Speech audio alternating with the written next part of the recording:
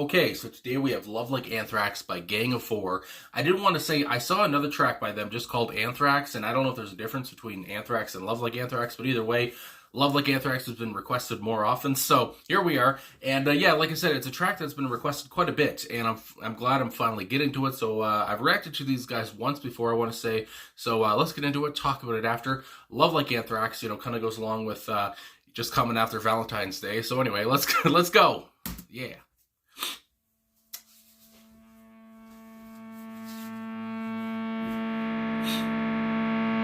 Goodness.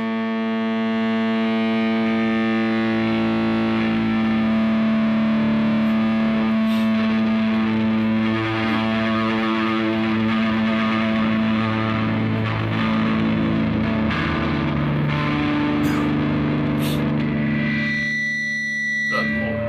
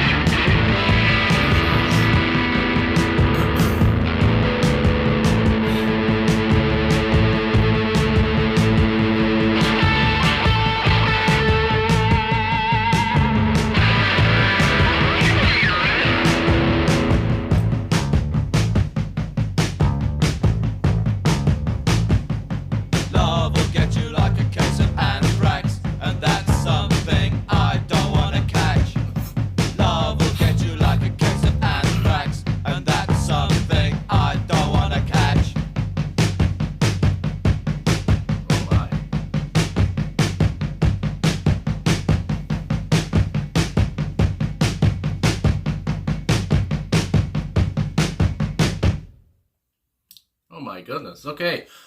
Love Like Anthrax by Gang of Four. I don't know if I've ever heard something like this. I mean, I have to say at the top, Andy Gill on guitar here, and of course, rest in peace to Andy Gill. I believe he passed in 2020, I want to say it was, or 2021. Either way, of course, the last time I reacted to these guys, I remember people talking about Andy Gill, because again, it was after his passing, and and just about how important he was to the band. And obviously here, I mean, the whole point, the whole first minute and a half is just him on guitar, just going ham on guitar. I mean, what else can you say? Like I said, it was so unnerving. It was so loud. It was so in your face. And it's just, I don't know, he was just in his element right off the bat. And I loved how they just pretty much put the focus on him for the first minute and a half, and then in came the bass and the drums and such. But yeah, Andy Gill was obviously just so prominent on this. I mean, what else can you say about him? I mean, he was so good. And like I said, it was always, I don't know, you were waiting for something else to come in, and then finally something did. And then yeah, but at the same time, it was just almost, it was haunting in a way, I have to say, because then we talk about love in the song here, and basically, I guess you would say with both of the guys singing here on the track. And I should look at the personnel just again because I want to talk about everybody. John King and as well as Andy Gill, who they're both doing co-lead vocals on this track. And John, I was just kind of taken aback because I didn't know they were going to do the co-lead vocals like this. I did see coming in that they were both on the track, but I thought they were going to take a verse and then somebody, and then John would come in and Andy would come in, but they were talking at the same time and saying different things, doing different verses, but at some points they would, start off the same way, and then they just go off on their own tangents, and that's what it sounded like, a little bit of ranting, and like they were actually just talking, not really singing, I guess, in a way, and yeah, that's what I was saying off the top. Like I said, I've never heard anything like this before, really, with like I said, that guitar, that just straining, big, in your face guitar, and then you have the friggin' both of them just talking almost, and like if you could see, I was like, god damn, I was trying to keep up, they're talking so fast, and but like I said, I would imagine, just right off the top, there's a lot of themes of love going on here. Well, the big theme is love here, and how fed up, I guess you would say, that that Andy and John are with that, and in a way, I guess you're talking about love. And love is obviously, I don't know if there's a bigger theme in music or whatever, and more, if there's anything else that people talk about more than love in songs. And yeah, I guess that can kind of get annoying. And it seems like that's what's happened here for John and Andy. And but anyway, I have to also mention Dave Allen on bass guitar. And I did have to say too, and he was on backing vocals on this track too. But yeah, Dave Allen, I loved his bass guitar in there too, which he kind of took a back seat, of course, because Andy Gill was just all over this track, and for rightfully so. From the get-go, you're just like, Jesus Christ, and it just, again, how it comes in, and then it just gets louder and louder and louder with his guitar, and you're just like, holy crap. Anyway, but yeah, Dave Allen on bass guitar, and then Hugo Burnham on drums there too, and I loved his whole rhythm throughout the whole track. Almost, I have to be honest with you, almost reminded me of like, the drummer from the Cars, David Robinson. I don't know why, but he kind of reminded me of his drumming a little bit, and I'm thinking of a song like You're All I've Got Tonight or something like that, but just big, bold drumming, I would have to say, hard-hitting, and I just loved his feel. Really enjoyed that, but again, Andy Gill was just like, he was the takeaway, the big takeaway, I have to say, from this track, but my God, I really enjoyed just the both of them singing, or, talking anyway, after that big, long instrumental intro, and I don't say long in a bad way, just I loved how long it was. That's what she said. Anyway, and then we start with this first verse from John King, his part anyway, before going to Andy. Woke up this morning, automatically I'm thinking about the Sopranos, but anyway, woke up this morning, desperation AM, what I've been saying, won't say them again, my head's not empty, it's full of my brain. I love that line. The thoughts I'm thinking, like piss down a drain. So obviously, I think about how critical they're being, and there is some satire, I would say here as well, some sarcasm, but again, just being brutally honest and being very critical and using their thinking skills and talking about how, I think of a love song talking about how my head's not empty, my head's not full of love, whatever, it's full of my brain. Again, just being very straightforward, and I like that a lot. Anyway, and then like piss down a drain, again, just being very dismissive towards love songs, and anyway, the theme of love in a song. And then Andy's part, love crops up quite a lot, something to sing about, because most groups make most of their songs about falling in love or how happy they are. To be in love, you occasionally wonder why these groups do sing about it all the time. Pissed down a drain. And I like how they come together again at the end. They're pissed down a drain. Anyway, but again, I like how John is kind of talking about himself in a way, talking about a little bit of his own feelings, and then how Andy's talking about these groups, because then again, would go on and Andy keeps talking about these groups that he's kind of fed up with, he's tired of, and talking about almost like in a philosophy way. To be in love, you occasionally wonder why these groups do sing about it all the time. You know, again, if you're really in love, would you sing about it like this all the time, whatever? Again, it just seems like these groups it's kind of low-hanging fruit, the whole theme of love. It's so easy to make a love song. It's easy to make a hit out of a love song or whatever, with a love song, to make a hit with a love song. And, you know, because again, it relates to so many different people, and it's like, it's just lost its magic at this point. Because again, love songs are everywhere. And that's just what I get, again, from these two. And then we go on with these choruses. So, with John, I feel like a beetle on its back, and there's no way for me to get up. Because again, you know, a beetle on its back, it's hard for that thing to get back up by itself. Love will get you like a case of anthrax, which of course, anthrax is an awful disease, and that's something I don't want to catch. And then we go on with Andy here, and it's because these groups, again, I just love how he's still talking about these other groups. It's because these groups think there's something very special about it. Again, about love, I would guess. Either that, or else it's because everybody else sings about it and always has. Again, just following that tradition of just making mindless love songs or whatever. You know, the greatest love songs have already been written, and maybe that's, you know, another point they're trying to make here. So why keep going on? You know, it's just like you're not really even making great music at this point, or great lyrics, whatever. You know, to burst into song, you have to be inspired, and nothing inspires quite like love. And again, I feel some sarcasm there.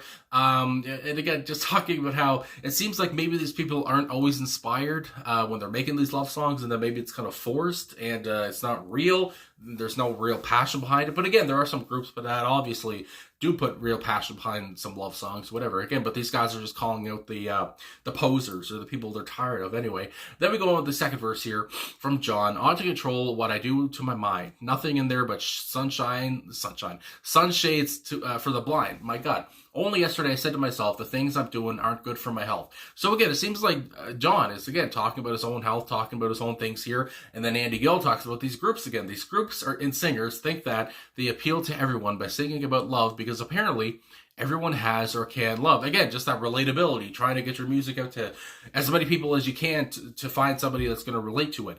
I said to myself, or so they would have you believe anyway, but these groups, and then we go on with the choruses again. But anyway, I just love Andy's whole attitude again, and how fed up he is with these groups, and how John is kind of talking about himself, talking about how his health, you know, he's doing some things that aren't good for his health. And again, I feel like, though, in a way, are these guys afraid of love? Is there any, you know, point of that? But again, I guess we're not really only talking about love, we're specifically talking about love songs. I feel like they're not afraid of love then, perhaps. Anyway, now I'm just thinking to myself. So then we have the choruses here, and I want to focus on Andy Gill's chorus, his second chorus, because he kind of cuts the crap, cuts the sarcasm, and gets very truthful about this. Because I talked about, is he afraid of love? Does he hate love? And he kind of answers that question here. So like a beetle on its back, to go along with what the belief is that, the belief that love is deep in everyone's personality. I don't think we're saying there's anything wrong with love. We just don't think that what goes on between two people should be shrouded with mystery. Again, they're not afraid of love. They're not tired of love itself. They love love. I mean, they love if they had a partner at this time, whatever, or, you know, their family, whatever. But at the same time, they're just tired of the whole dichotomy in love songs, the whole mystery, everything that's propped up, you know, in a love song. And yeah, they're just tired of that whole thing. You know, like they said, we're just tired of that. We're tired of these people, really kind of fake scenarios in a love song or something like that. You know, we don't think what goes on between two people should be shrouded with mystery, or just, you know, should be propped up and fantasized or whatever the hell. And yeah, so I just really enjoy how, again, they could get right to the point there. Andy does anyway, and just gets real. You know, I just love that part. I don't think we're saying there's anything wrong with love. Again, it's just so truthful and straightforward. I mean, they're just telling you right off the bat. And then outro. Love will get you like a case of anthrax, and that's something I don't want to catch, and that's repeated. And again, Andy and John both come together to sing that part at least, and then we're done. And again, this is just unlike any other song I've really ever heard before. Maybe I have, I can't remember now, but where a song where there's two vocalists going off on their own tangents, really talking about love songs, talking about themselves, and talking about their own feelings about it and all this stuff, and how it started off with that minute and a half of guitar from Andy, showing off his chops and showing that he was one of the best guitarists of his genre there. I guess you might say post-punk, I guess this might be classified as, but either way, good Lord, what a great song here. I could see why people wanted me to react to this. Again, I've gotten so many different requests for this one, so I'm glad I finally got to it, and I just love the way they took this. I didn't expect this at all, but what a great tune, and just what a great feel, and what a great, a great meaning here too. Again, a great time to react to this, because, Valentine's Day was just yesterday as I post this, so it really fits. So anyway, if you hate Valentine's Day, or if you had a good Valentine's Day, then that's great as well. So anyway, thanks for watching. Thanks for liking, subscribing, commenting, all that stuff. Really appreciate all the support. I'll finally end this now. Have a good day wherever you are, or night, and I'll talk to you guys again soon.